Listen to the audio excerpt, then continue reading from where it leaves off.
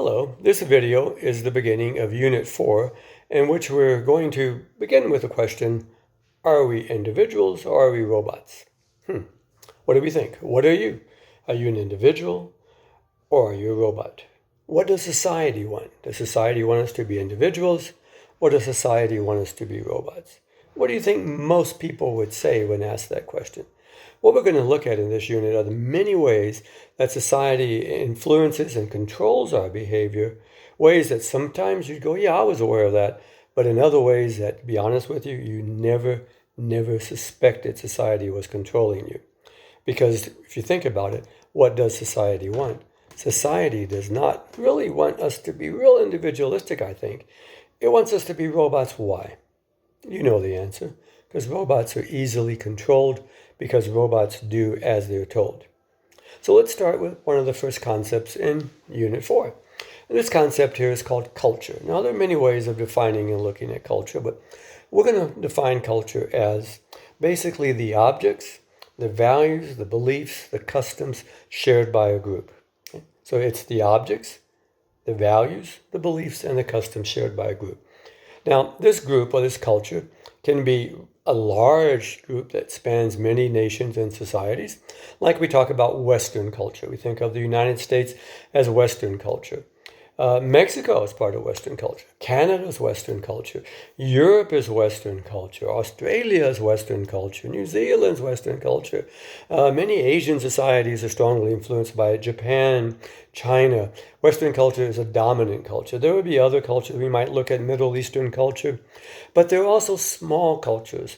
Very often these occur in isolated areas and tribal areas that have not had a lot of contact with the outside, very often in islands. And when we look at these small island cultures, what we find out sometimes is they can have some very unique and interesting behaviors, which kind of shows us the impact of culture on our behavior. To give you an example, there was this one tribal group that I read about years ago that they actually were gay. They promoted homosexuality in the group, and therefore they discouraged people to have heterosexual behavior. Now, I'm sure in this society, people still had heterosexual behavior. But there's a problem when you have a society like that. And here's the obvious problem. Or do you know?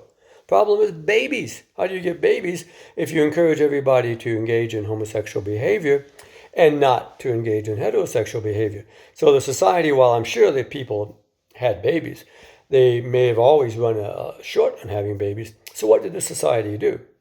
Well, what this group did is they were very warlike, and they actually would raid other tribes, and they would actually steal or capture their children and take them to their tribe and raise them as members of their tribe. So here we go with a society that has this belief, and I'm not sure how it got established, in which they apparently frowned upon heterosexual behavior, encouraged homosexual behavior, had a problem because, my gosh, we don't have enough babies. So they raid other societies in order to get children to make sure the population stays strong enough. When I was in college, one of the professors who had worked for the Navy or the Army during World War II told us an interesting story about an island group someplace in the Pacific that was sort of like an island that it looked like the Japanese were going to invade later on. And they had gone there to train these people to fight the Japanese when they came and invaded their island. But they ran into a problem, he said. He said what they discovered, and this man was a linguist who was telling the story, was that these people had no word for murder, no word to describe what it was like to kill another human being. Because apparently in this island society, in terms of what he could tell, there had never been a murder in this society. And it was very difficult for these people to understand the concept of having to kill another person. In fact, as the story was told, he mentioned that apparently from what they could find out, when the Japanese did invade, they did not fight because they apparently could not bring themselves to kill the Japanese who were invading their island. So this shows you the power of different cultural beliefs and how it shapes how we behave and what we do. Now, we divide culture into two components or two parts. One we call material culture, which are the objects that are important in a culture. Now, there are many things that are part of material culture. My hat's part of material culture, my shirt, my dihe here, the walls in this house. But when we talk about material culture as sociologists, we focus on those items that are important to a society, that are important to a group. So we wouldn't talk so much about my hat that much, but we would talk about what do Americans think is important? What are the things that you can't live without? I bet one of the things you can't live without, bet your money, is your phone. I'm using a phone to record this. I bet some of you would say, I can't live without my phone. Remember the assignment I gave you where some of you had to unplug for a few days and that some of you found this very difficult? What else can't you live without? Maybe you can't live without TV. Maybe you can't live without your computer. Maybe you can't live without your car. All of these would be part of material culture. And material culture affects our behavior. It shapes who we are. We've already talked a little bit about how cell phones have changed how we behave. When people go on dates, sometimes they're not talking to each other. They're looking at their phone.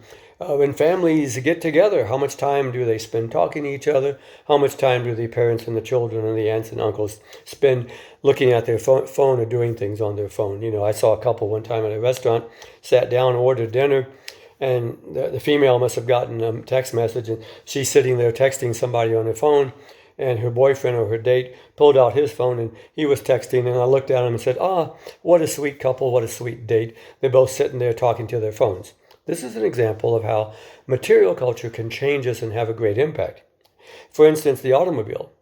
We've found in studies that the automobile changed dating behavior. When the automobile sort of became popular, I reckon 30s and 40s, we started to see that dating moved from something that was done, say, after church or maybe done in the home of the female.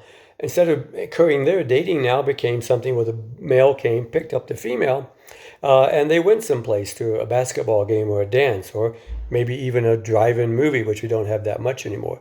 In fact, in the 1950s, they did a study and found that car companies were making cars with big back seats. And they found that guess who was encouraging their parents to buy cars with big back seats? Teenage boys were encouraging their parents to buy cars with big back seats. I wonder why. You can figure that one out, can't you? So this is what we mean by material culture. The objects that are part of our society, and those objects become very, very important in shaping our behavior.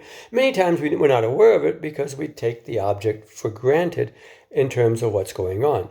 Now, in the next video, we're going to talk about non-material culture and the many ways that it influences and shapes our behavior.